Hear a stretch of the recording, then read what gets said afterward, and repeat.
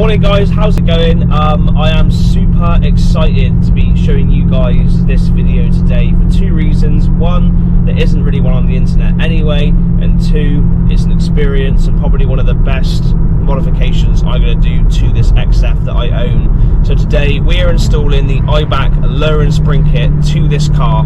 Now, because I'm a nice friendly YouTuber, in just a moment I'm going to give you the precise time to scroll through to if you're here to watch the install video, which I expect the majority of you are here just to watch the install. So the time in which to scroll to now to watch the video of the install is going to be put here below now. So I'm going to start off today with a very interesting fact.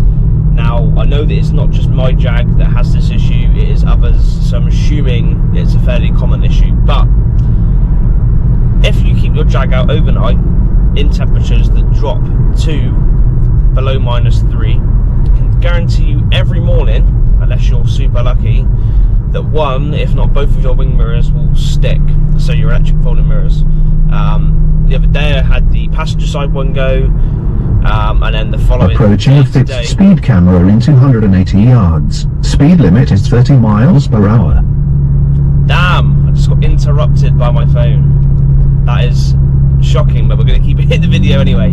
Yeah, so the other day the passenger one stuck on, and this morning the driver's one stuck on. So just be aware of that. And all you've got to do to rectify that issue, if it does stick and stay closed, is once obviously you've opened the car and the motor's obviously switched into the open position, all you then got to do is push it out as straight as you can get it, and you hear it click, and then it will click back into place, and it will then work on the button again like normal, which is perfect. So that is my fact for the XF for today. So let's continue on with this glorious story. So I'm heading down south about an hour and a half to go and see good friends of mine, Chris and Emma, who are going to help assist with getting this suspension job done. So obviously I'm going to be making just a small diversion on the way down to McDonald's to get a breakfast, because I do not recommend working on your car on an empty stomach. So that has got to be done. So we're going to head down to there now, get that on record, and we're going to head on down there with the food and get cracking on the car at about 10 o'clock or so today. So I'm just going to quickly talk about the job itself, and I will specify some of this again later in the video for the install part of the video for those that haven't watched the full video. So, do I have any concerns? I have one concern, which I'll explain in a moment. So this car, I feel, has got the perfect stance ready to be lowered. It is going to be perfect. These two work part in part to make the car look really good. So what I've got is, I haven't got the traditional Jaguar setup on this car, which is 8.5J front and rear. I managed to pick up a set off of a sportier model of an XF, which has a 9.5J rear, so we have the wider rear. So my setup as it stands is we've got the 8.5Js on the front, and they are on there with 25mm spacers. Now, I'm not really concerned about how they're going to fit. I think it will be perfect. So the fitment on the front there should be perfect. If you want your fitment to be perfect, then that is what you want on the front, 25mm spacers, although we'll confirm later on. The second part is I've obviously got the 9.5Js on the rear with no spacers. Now, here's the issue. We're running 275s on the back, and it's looking like it's going to be very touch and go. Now, obviously with the front, you can just remove the spacer and put a smaller spacer on, or change the tyres, but with the front, the tyres are actually really good. So I don't really want to be doing that, and I'm hoping that will fit as it is. If not, I'll have to downsize to just a 20mm spacer, which is not the end of the world. Now, the rears are fixed. There's nothing I can really do with the rears at all, apart from change tyre sizes, which is actually good, because the tyres on the back need a change anyway. So what, the end goal with this is going to be, is there's going to be one of these two tyre sizes I'm going to mention. So ideally, I want to drop to a 40, well, I want to raise, in fact, to a 40 profile on the rear. And in order to make it fit, because of the 40 raise from the 35, we're going to go from a 275 35 to a 255 40 on the rear, which then should help with any rubbing issues. Equally, if I find that the back is already sat quite low and I don't fancy decreasing the arch gap by another 0.5 mil, then I will be putting 265 35 on the back just to slightly pull them in, so we don't have that rubbing issue. So as it currently stands, it's probably going to rub. and I'm glad that it's at the time where I can get tyres. So I'm actually waiting to lower the car today so I can then get tyres to adapt to the fitment of the car, which is perfect. But I can guarantee on the way back that we're going to be rubbing like anything. I've got to go to London tomorrow with the Viking Views guys. Shout out to Viking Views on YouTube. Not that they need it because they're very successful at what they do. But yeah, it's gonna be debatable. But at least at the end of this video, once you've watched it all through, you know exactly what my fitment is, and you can see exactly what tyres you need on the back if you've got 9.5J when you stick the lowering springs on there. So, you know, you're going to leave informed and you're going to enjoy the experience. So I'm going to leave you to it now. I am super hungry. The traffic is literally like stop, start, stop, start, stop, start, which is just annoying. And breakfast is going to make up for it all. So let's go on down to Mackey's. So here I am at Mackey's. They actually already sent me the order through on a text a couple of days ago when we discussed what was going on. So yeah, just gonna go and grab it now and pay for it. Hopefully I've got some money in there. It was payday yesterday, so we're doing all right.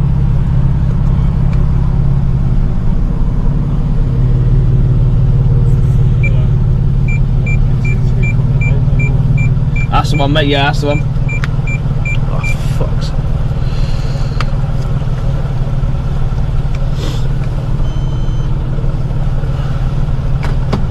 As if I've been paid now. Thanks, mate. 14.14. Cheap breakfast, that is. Putting the coffees in the cup holders here because I'm not risking them going missing during the drive. That would not be fun. Just waiting on the goods now.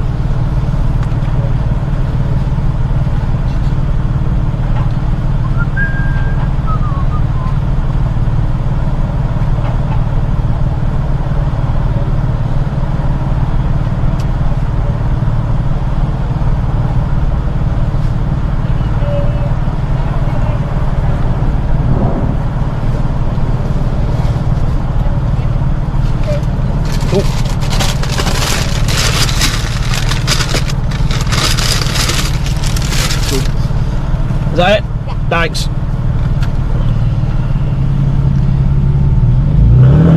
Let's go, let's go, let's go, let's go.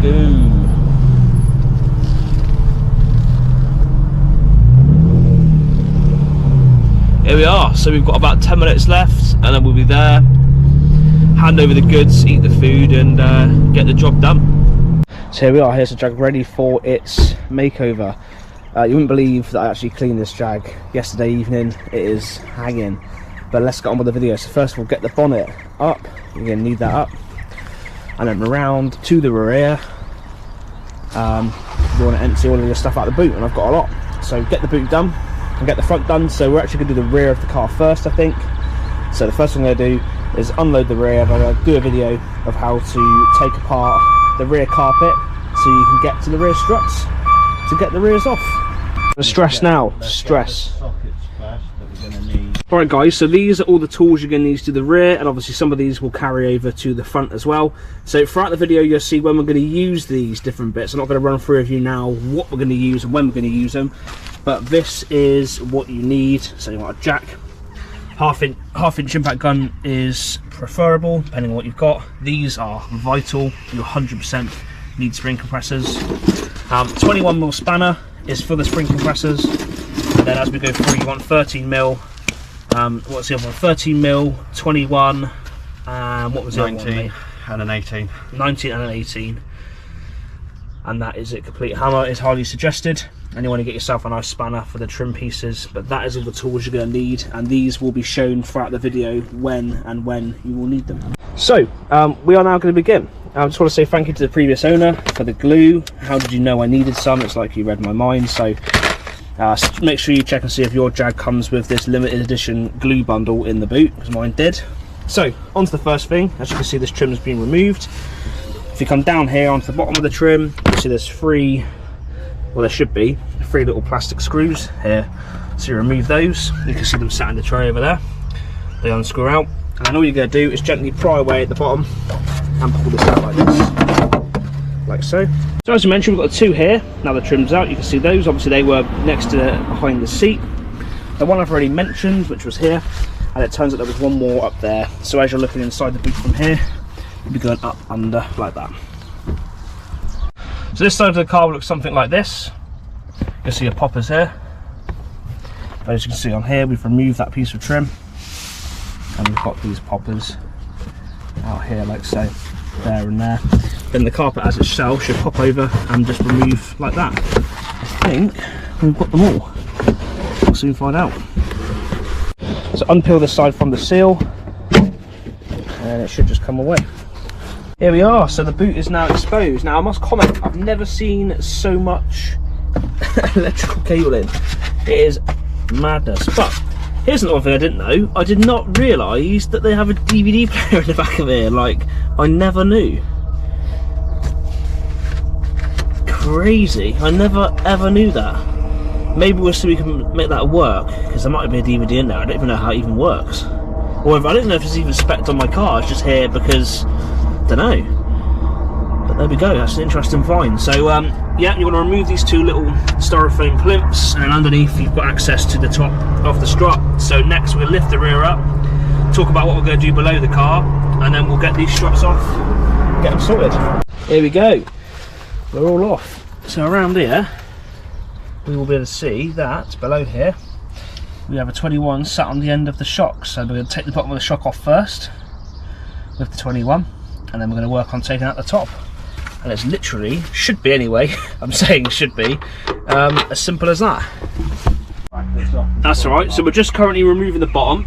And on the top here, we've got an 18mm for the centre, and then we've got 13mm for the 4 nuts around it. So you're going to loosen the bottom one, which we're in process of doing, and we're going to take off the 4 bolts there, and take the whole shock out, so we can disassemble it, put the new spring in. It's not playing ball. Yeah. Yeah, then pull it through. Make sure it fits through the hole. Does it fit? Don't even do anything. There we go, one rear spring. So we're going to get the clamps on there, relieve the pressure on the springs so we can remove the top mount safely. We're going to put the new set of springs on there. When the spring is off, I'll compare it against the spring that's going on. And just to remind you guys, the rear is a 25mm drop on the back of the Jag. So, just a hint with these, we have HA and we have VA on the springs. If you're confused which one goes where, they've got the code on them. And I've put here, written them down so I remembered, that HA is the rears, which are the smaller springs, and the VAs are the front. So when you come around to doing it yourself, make sure that your big ones are going on the front and your small ones are going on the rear. So let's get out one of these beautiful springs and get it on. So top nuts off. There we go. Top mount coming loose. Obviously check the top mount, make sure it's all in good condition before you put it back on, which mine appears to be. Just getting the stubborn spring. There we go. Nice. There's a new spring. Should we? I reckon we should unravel the other one in a minute and see if there's any size and difference in size between them. It's a bit big, doesn't it? There we go. Looks like it. It's got to be fit in against the precisely against there. There we go. Nice.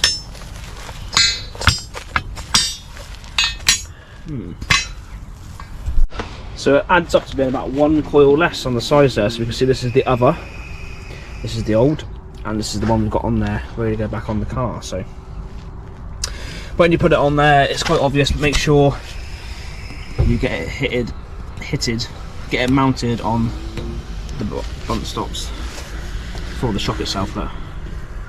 There and there. Make sure you get it in line with that so the spring sits in correctly. Bang it back on, and then jobs are good. And we're going to get the strut back in, and we're going to jump onto the other side. Obviously the other side is the same as this side, so you now know how to do the rear. It's just a simple slot straight back in and reverse the options. And I've now got a coffee. Oh, thank you so much, mate. But there we are. That is how you replace the rear. Obviously just do the opposite of what we've done to take it all off. So there we go, we've got one strut back in. Trying to get the wheel back on with plenty of tread. and get on to the next rear one, and then we'll see you guys in a bit when we get onto the front. The rear is done, we're now onto the front. So as you can see, the access on the passenger side top turret is very accessible, and obviously the driver's side isn't so accessible. So what we're going to do is we're going to get a 10mm ratchet. Don't need the extender, but it's there anyway. I'm going to loosen this one here, like so, and this one here, which is going to give us enough room to pry this up a little bit to get to the top mount bolt that's hidden underneath there.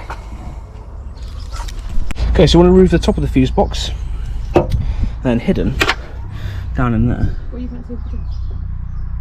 is going to be the remainder. So stick the 10mm on there, wind it off, and then you can lift the bottom of the fuse box up enough just to access the hidden bolt there.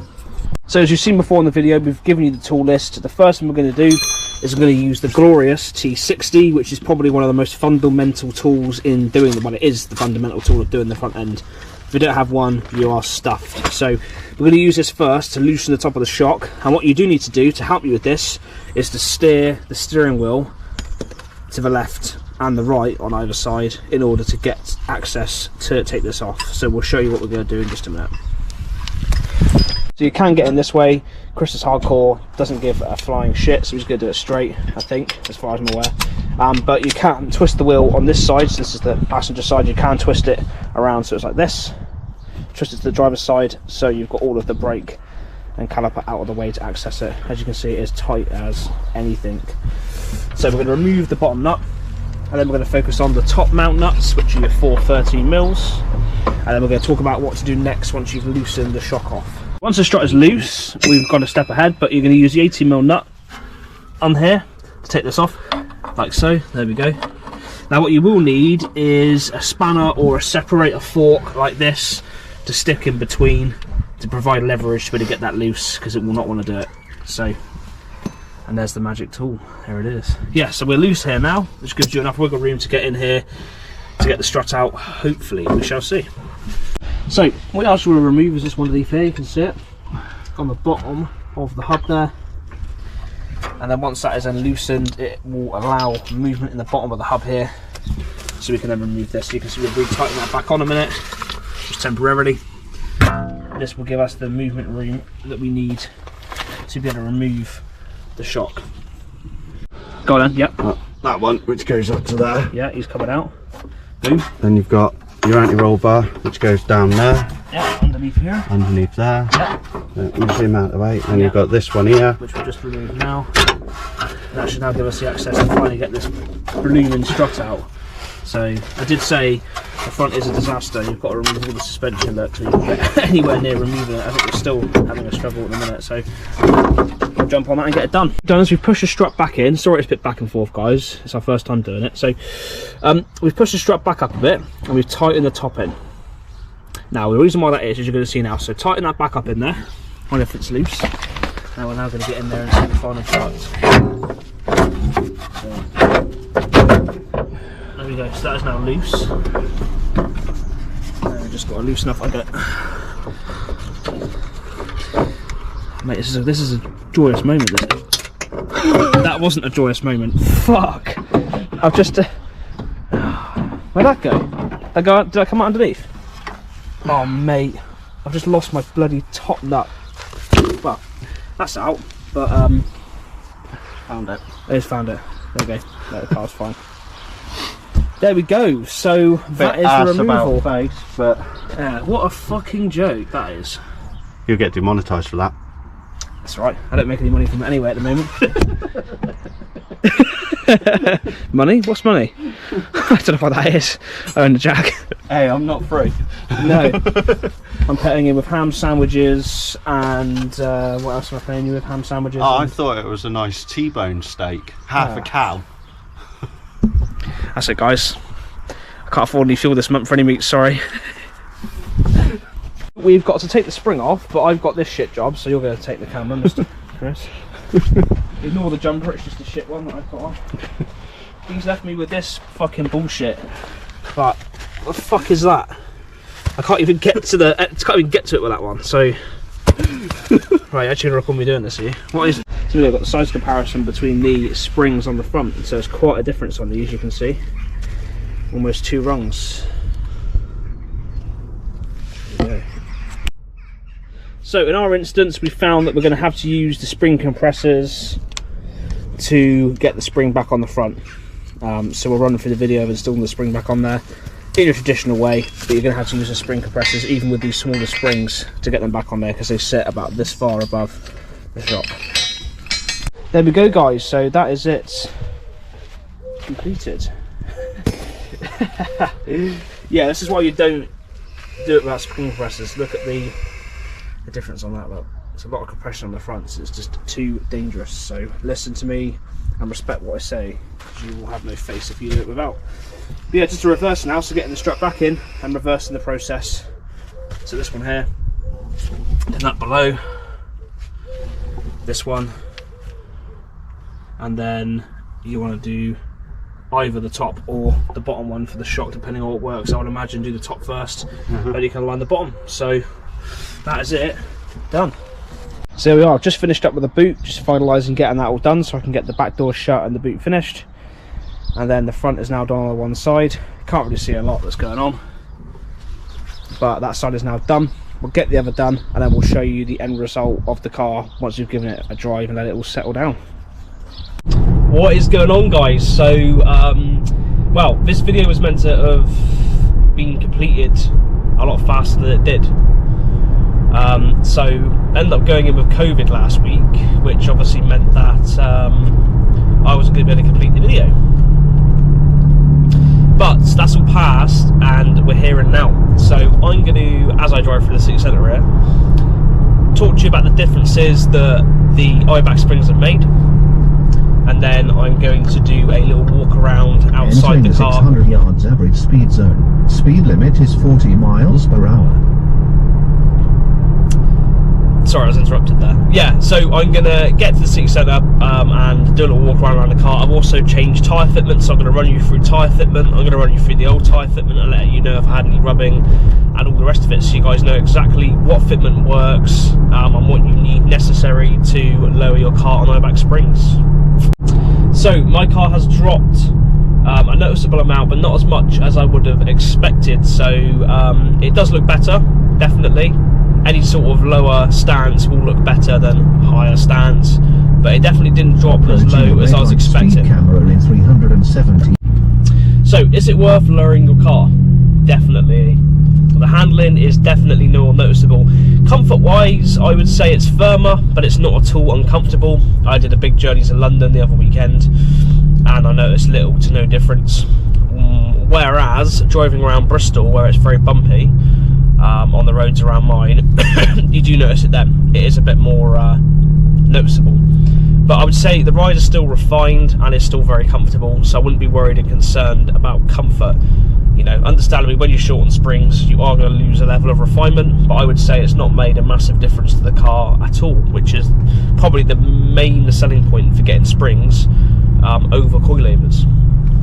So for dynamics, obviously I'm able to hold corners a lot better than I did before. I found with the springs, the faster you go, the better they seem to work.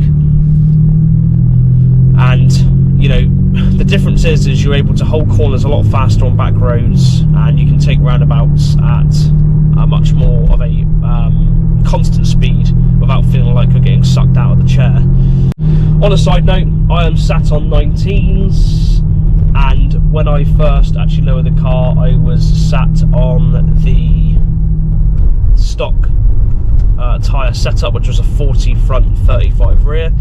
And I can now tell you that you don't have to worry about any scraping or any issues like that. Now, potentially, if you're running 18s, again, it depends exactly on your tyre and alloy setup and how high you are from the ground. But in essence, I've gone under speed bumps. In essence, I've gone over speed bumps, which are right under the middle of the car, and I've had no scraping whatsoever. I've also had no arch rub. Now, I did have arch rub on the 35s, on the 275s, when I had a fair amount of weight in the back. That was when I had 4 people in the car and weight, so I will admit that. But apart from that, there's been no rubbing, no knocking, no issues at all with that as well. So I can't really think what else to say about the spring set, because I think that's pretty much all the areas covered. No, it doesn't improve your fuel economy, I'm afraid. But yeah, there's no other thing I think I can talk about that at all, and I've covered all areas. So yeah, get it done. It's a no-brainer, and I'm excited to show you the outside when I park up. Project, there it is. So it probably doesn't look like a lot, but to me it looks superb here in person. So I'm just going to run through with you the fitment specs of this setup, so you know roughly kind of where you're going to sit, because I know Jags have a variety of fitments. So this is sat on 19s. I've got a 50 profile on the front, which is a 245 tyre, and then on the back I have got a 45 profile tyre, and this one is a 255. This one is on the back. So just bear in mind as well that these are 8.5J on the front, and these are 9.5J on the front, so I've got no spacers on the back. This is a stock setup with 9.5J Jaguar rears, and these are on 25mm spacers on the front with the 8.5J. So that's my tyre and my alloy fitment. Now, if you have that on your car, they're going to fit like a dream, no rubbing, no issues. Now, before I did this, I had a 245/45 on the front, which again, no issues, you can run that absolutely fine. And on the rear, I had a 275/35. Now, the problem I was having with the 275 was when the car was laden, it was rubbing obviously on the top of the arch, on the top of the tyre, which wasn't really ideal. So that situation has now been resolved, and the fitment I've got on here I think is superb and works really well with the car. So I'm going to take you off of the mount now. I'm going to walk around the car and show you around the fitment a little bit more close up. Here we are. So we're going to do a walk around the Jag. As we can see, in the short amount of time I've owned the Jag, it's come along very nicely with the subtle touches. But as we can see, the fitment is a hell of a lot better than what it started with. There we go, we get some angles on there. Look. I'll get you directly from the side on as well. So yeah, you can see the fitment and the ride looks really, really good. On the back here, as you can see, we've got no issues with rubbing. Just got enough height, it's not going to cause us any problems. On the front here as well, the same again, absolutely perfect. I would say it's subtle, but it's enough to make the Jag look a lot more aggressive than it is from stock. So I'm happy with the outcome on that, definitely. And I'm sure you guys will also agree that doing the spring set on this is definitely very worthwhile. As we can see there, I think the best view of the car is going to be definitely from the back angle here. It just looks really, really good offset like that.